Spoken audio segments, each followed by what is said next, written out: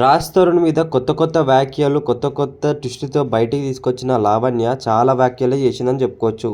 తన గురించి ఎన్నో నిజాలు, చాలా అంటే చాలా అబద్ధాలు కూడా చెప్పడం జరిగింది.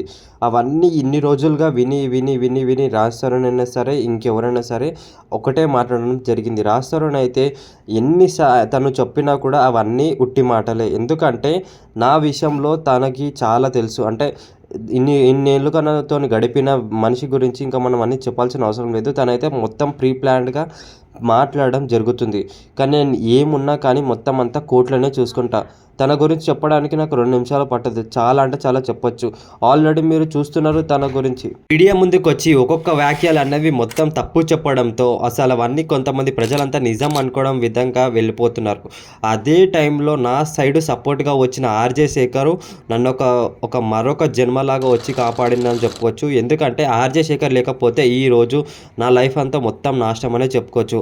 అయినా వచ్చి తన ప్రకారంగా అసలు నా సైడ్ ఏం జరుగుతుంది, అసలు ఎవరు నిజం ఎవరు అబద్ధం అని చెప్పడం అనేది నిజంగా నా లైఫ్లో ఒక కొత్త క్యారెక్టర్ అని చెప్పుకోవచ్చు. లేకపోతే నేను ఈరోజు ఈ విధంగా ఉండకపోతుండే, అంటే మొత్తం ఒక బ్యాడ్ క్యారెక్టర్లో ఉంటుండే. నిజంగా ఒక ఆర్‌జే శేఖర్ లేకపోతే నేను ఈరోజు చనిపోయే సిచ్యువేషన్లలో ఉంటుండే. లేకపోతే అసలు ఇంత గట్టిగా నేను ఉండకపోతుండే. నిజంగా థ్యాంక్ యూ సో మచ్ అని చెప్పడం నిజంగా ఆర్‌జే శేఖర్ భాషకైతే నేను ఎప్పుడు చాలా అంటే చాలా థ్యాంక్స్ అని చెప్పుకుంటాను. ఈరోజు తను ఒక గొప్ప స్టేజ్ షోకి అయితే పోవడం జరిగింది. మనందరికీ తెలిసిందే కదా, మా టీవీ బిగ్ బాస్ షోకి అనేది వెళ్ళడం జరుగుతుంది.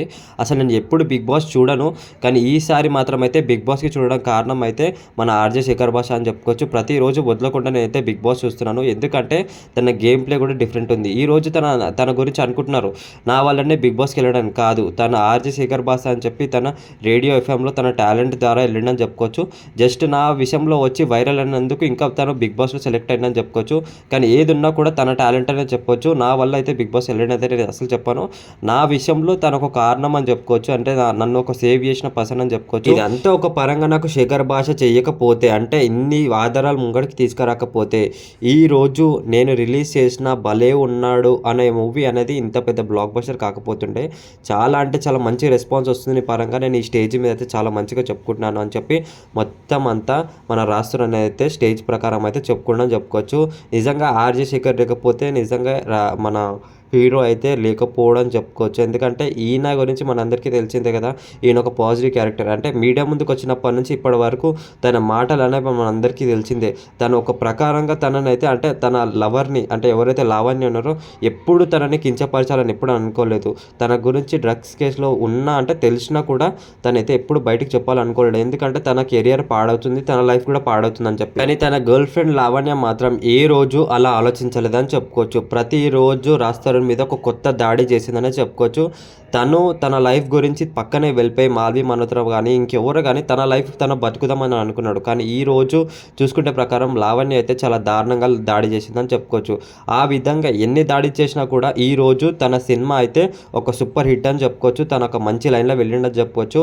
రాజ్ తరుణ్ ఎలా అయితే తన విషయంలో మన శేఖర్ భాషను అయితే ఎలా అయితే మెచ్చుకుంటో ఒక విషయంలో, తనైతే తన లైఫ్లో బతికేస్తూ తన ఒక స్టేజ్లలోకి వెళ్ళిపోతారని చెప్పుకోవచ్చు.